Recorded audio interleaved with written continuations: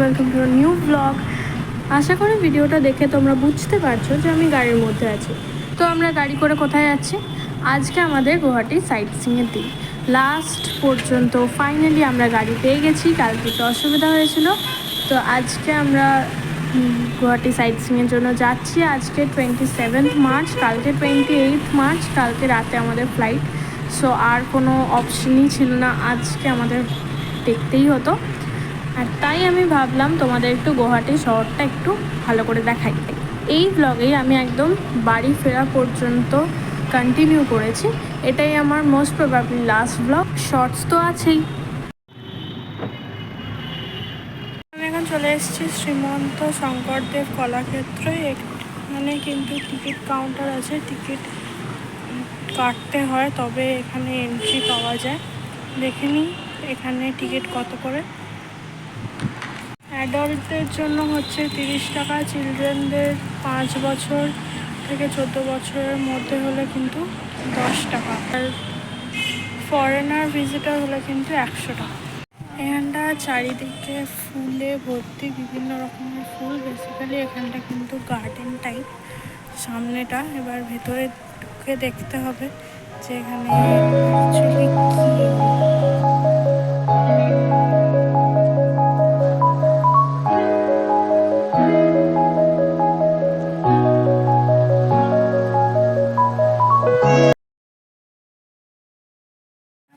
চলে এসেছি Assam regional science সেন্টারে। এটা একটা মিউজিয়াম। এখানে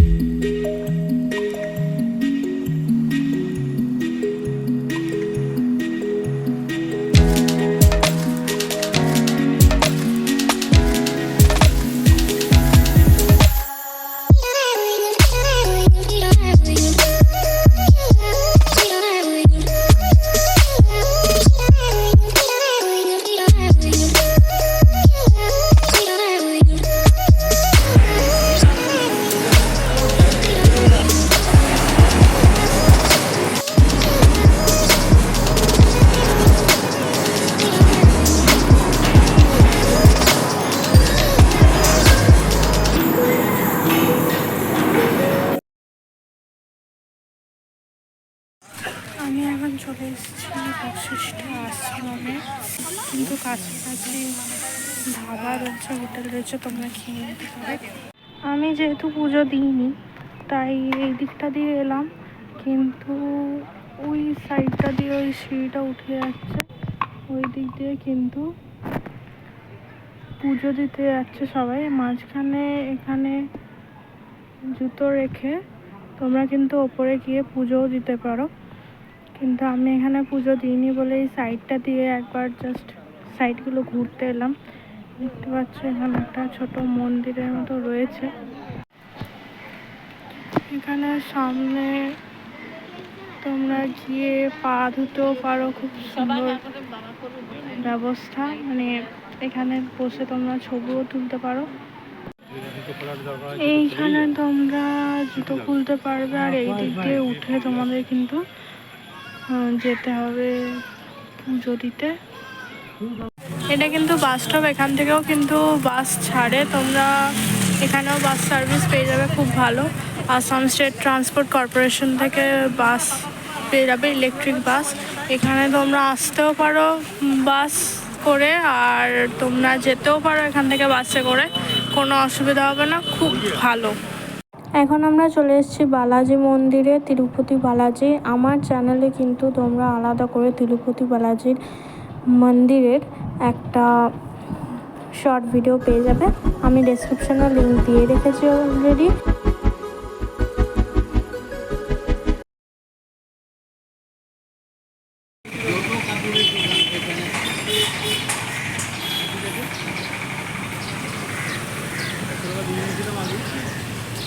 চলে এসেছি আমরা ফ্যান্সি বাজারে। যেহেতু কাল বন্ধ ছিল তাই আজকে সাইট সিনের লাস্টে আমাদের এখানেই ড্রপিং হলো। এখানে ড্রপ করে দিয়ে গাড়ি চলে গেল। এখান থেকে বাস সার্ভিস আছে, আমরা বাসে ফিরে যাব। তো আজকে আমরা মেন যেটার জন্য আমরা ফ্যান্সি বাজারে এসেছি সেটা হচ্ছে সিল্কালয়ের জন্য। সিল্কালয় আসাম সিল্ক বা আসামের ভালো ভালো শাড়ি, যেগুলো আসামের স্পেশালিটি, সেগুলো পাওয়া যায় বলে আমরা সেখানে এসেছি। ফ্যান্সি বাজারে কিন্তু এখানকার সবচেয়ে বড় মার্কেট, এর সঙ্গেই আছে রাধা মার্কেট, যেখানে হোলসেল প্রাইসে শাড়ি পাওয়া যায়। তো তোমরা দেখতে পারো। আর এখানে কিন্তু সিল্কালয় যে দোকানটা প্রপারলি কিন্তু পান বাজারে, ওটা কিন্তু ফ্যান্সি বাজার ওর সঙ্গেই একসাথেই লাগানো, বাজারটা আলাদা। ওটা হচ্ছে পান বাজার আর ফ্যান্সি বাজার। কালকে হোলির জন্য এখানে সব ছুটি ছিল, বন্ধ ছিল, কিন্তু আজকের এই বাজারটায় পুরো ঘোল পাল্টে গেছে। পুরো সব দোকান খুলেছে, ফুটপাথে অনেক দোকান বসেছে, তো পুরোটাই আলাদা রকম, চেনাই যাচ্ছে না।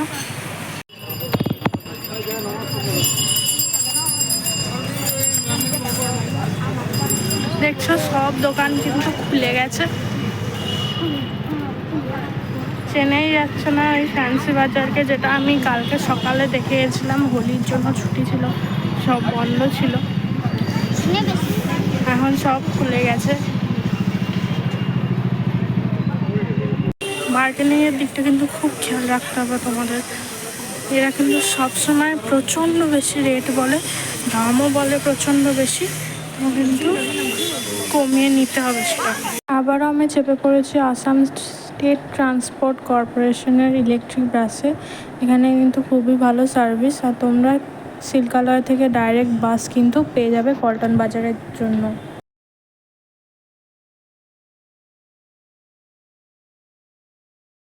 আমাদের এই গুয়াহাটিতে লাস্ট দিন, আমরা আজকে 8:40 রাত্রি 8:40 ফ্লাইটে পেয়ে যাচ্ছি। আজকে এই সকালবেলাটায় প্যাকিং সব করে আমি দুটো একটা জিনিস কিনলাম, একটা পেয়ারা কিনলাম, আমার পেট ডগ আছে তার জন্য একটা বল কিনলাম। টুকটাক চলছে। এবার 12টার সময় চেক আউট করে রিসেপশনে 2 ঘন্টা মতো বসবো, তারপর এয়ারপোর্টে চলে যাবো। 24 কিলোমিটার এখান থেকে এয়ারপোর্ট, ভাড়া হচ্ছে 1000 টাকা বলছে। তোমরা রেট ঠিক করে নেবে আমাদের।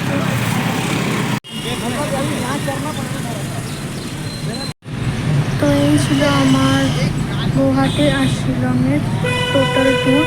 কদিন ঘোরাফেরা খাওয়া দাওয়া নিয়ে বেশ ভালোই কাটলো। এখন আমরা এয়ারপোর্টের দিকে যাচ্ছি, এয়ারপোর্টের উদ্দেশ্যে বেরিয়েছি, যেটা প্রপার গুয়াহাটিতে নয়, সেটা গুয়াহাটি থেকে 24 কিলোমিটার মতো দূর। নেবে ভাড়া 2000 টাকা মতো, সেটা তোমাদের বার্গেনিং করে নিতে হবে। সব প্রথমেই বলেছিল 2000, তো সেটাকে কমিয়ে অনেক কমই রেটটা করা হয়েছে, 900 টাকা মতো করা হয়েছে। আমরা এয়ারপোর্টে ঢুকে গেছি, দেখতে পাচ্ছি লোকপ্রিয় গোপীনাথ বরদলা ইন্টারন্যাশনাল এয়ারপোর্ট। এখানে চেকিং হলো, তারপরে কিন্তু আমরা এবার গাড়ি দিয়ে সামনে দাঁড়াবে এবং আমরা গাড়ি থেকে নামবো। এই হচ্ছে এয়ারপোর্টের লুক, দেখতে পাচ্ছ অনেকগুলো গেট রয়েছে, গেট নাম্বার দেওয়া রয়েছে, আর বিরাট বড় একটা এরিয়া। এয়ারপোর্টে খাওয়ার দোকান খুবই একটা কমন ফিচার, কিন্তু প্রত্যেকটা এয়ারপোর্টের নিজস্ব ডিজাইন থাকে। তো দেখতেই পাচ্ছ এটা একটু আলাদা রকম, গুয়াহাটির আলাদা রকম, আবার আমাদের কলকাতায় যেটা আছে সেটা একটু আলাদা রকম। তো অবভিয়াসলি এয়ারপোর্টটা ঘুরে দেখার খুব ভালো একটা টাইম পেয়ে যায়, আর বেশ ভালোও লাগে অন্য জায়গার এয়ারপোর্ট ঘুরে দেখতে।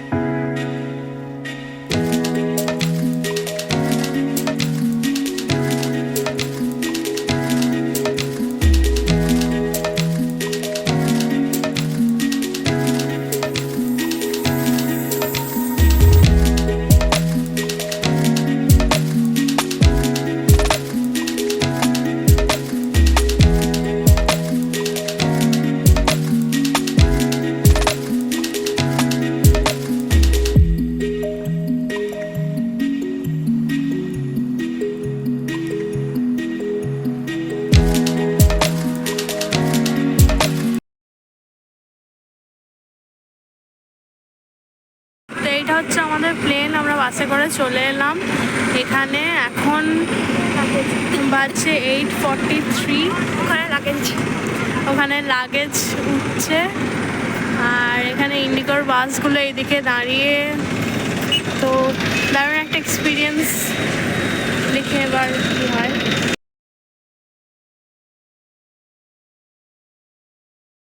তো আমি বলেছিলাম যে আমরা আবার ইউনাইটেড হয়ে যাব।